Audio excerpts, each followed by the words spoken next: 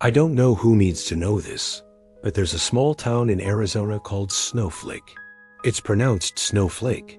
Anyway, it's here where in 1975, a young man named Travis Walton went missing after claiming he'd been abducted by aliens. Travis was born in 1952 in a small town in California called Kingman. That's not too far from the Nevada border.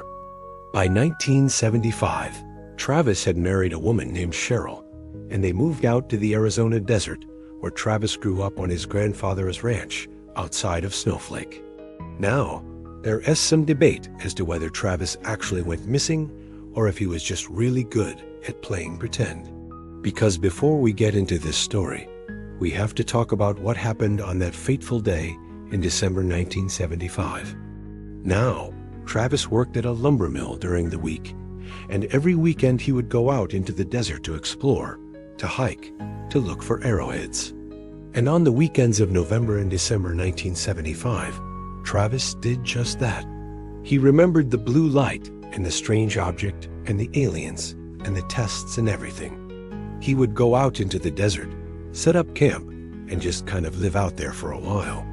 And the details that he provided to investigators were so specific that they actually tracked the path of the alleged UFO and the landing site. Because as investigators dug deeper, they uncovered some inconsistencies in Travis's story. Like at one point, Travis said that he saw 3 shooting stars, but then later he said he only saw 1. Because as it turns out, this case is considered to be one of the most famous UFO cases of all time. And there are plenty of resources out there for you to learn more if you're interested. And they even found tire tracks from the night of December, which matched the description of the tracks that Travis said he'd seen. And she told them that Travis had been reading a lot of science fiction books about aliens at the time. And then a group of short, fat, gray-skinned aliens emerged from the craft. And they took Travis back to their ship, where they performed tests on him and then left him in the desert. He didn't remember anything about the past 5 days.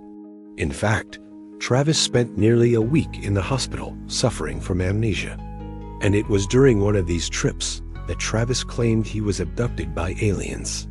Because according to Travis, on the morning of December 5th, he was camping alone in the desert when all of a sudden a blue light filled the sky and a large metallic object landed nearby.